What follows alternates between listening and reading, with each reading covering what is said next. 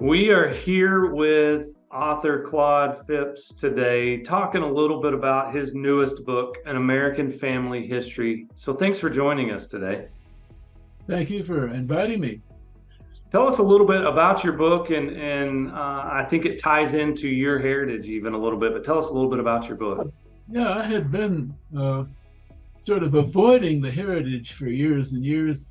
Then I visited Stillwater, Oklahoma last summer, and these people took me up to the Oddfellows Cemetery in Ponca City, and I'm seeing all of these guys that are in my history there behind these big stones.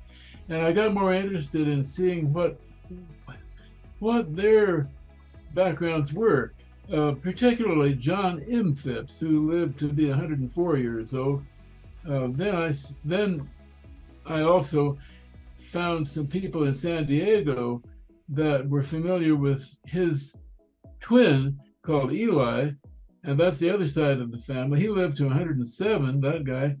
Um, he Eli was an entrepreneur to an extent that John M. was not.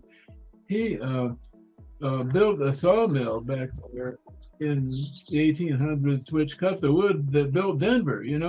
This guy really cleaned up, I guess. John M., on the other hand, he was a bit of a renegade, you might say. These guys were all, well, they were mostly dirt farmers on the Phipps side of the family. Then they that side got together. My father went to the University of Missouri, and there he met my mother. It's an entirely different kind of family. People who are professionals, electrical engineers, preachers, unfortunately, intense preachers, are really uh, Mhm. fundamental Baptists, primitive Baptists even. But anyway, he met her there, and that's where I come from. And it's sort of an interesting sequence how these two families got together. So I decided, okay, let's look into that, see what I can find out. And the people in Stillwater, of course, had quite a bit more information than I had previously. It even turned out that my dad, let's see, my dad was a surprise child. Let's put it that way. I had no idea. He's such a religious, fixed kind of person. Was a very serious kind of person. But my gosh, okay. Um, so I started assembling photographs, and the one thing I noticed right away, two things about those photographs. One is nobody has these teethy grins that are very popular today. Everybody's like that. The other one is that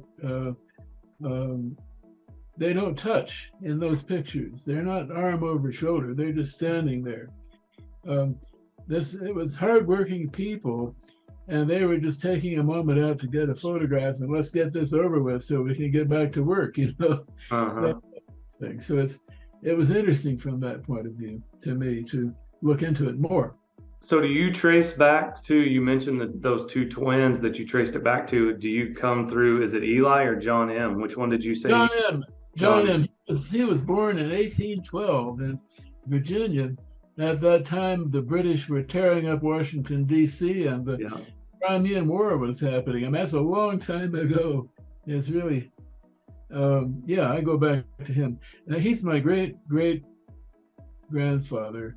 Um, his children were Matthew, Marion, and then his child was Alan Ian, and his child was Claude, my father. That's how it goes. Okay. Okay. So your inspiration came from that trip that you took last summer, you said, and then just Yes. collecting. So has it been kind of a year-long process for you writing this book? Yeah. Yeah. It has been. Yes. And I let's see. What would um, these people. I always thought that my mother's side of the family was the main inspiration for why I worked so hard and stuff, because she drove me like a she really did drive me like an animal. Getting out of there, going to school and stuff. But I think it's these guys that, like my great grandfather, didn't want the railroad crossing his farm, so he built a wall there, which the train wrecked itself on, and then he had to hide out in Indian Territory for a while because they really wanted to get him and put him in jail. So there's kind of a renegade side of the family there that also provides, I think, some energy for my background. Yeah. Some interesting stories that you discovered about your ancestors and your family heritage for sure. Yeah. Yeah. I think more people, I guess, in terms of what I would like to tell people, look into it. You'd probably find out some really interesting things, weird things, stuff they've been keeping secret from you. Hmm. Check it out, see what you can find out. These were all human beings, and they were all teenagers and young adults at one time, and they all raised hell in one way or another. Look into it. Yeah. My father used to love to ride Indian motorcycles. At that time, that was the hot brand, and so yeah, I never saw him on a motorcycle, not once. He's always calmly driving the car to church or whatever. But it's interesting to look into these things and see what you find out. Well, anything else you want to share before we finish up? Oh, probably not.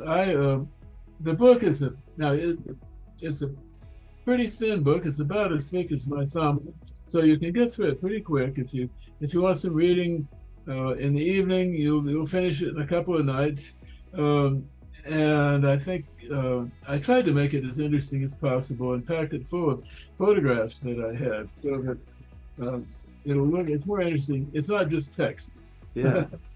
Well, no, you've intrigued me, and I appreciate you taking time to join us. And if you're interested in reading an American family history, Claude's book is available online through Amazon, through Barnes and Noble. It's also Kindle version if you prefer to read that way at night, like he was talking about. But thanks again for joining us, Claude.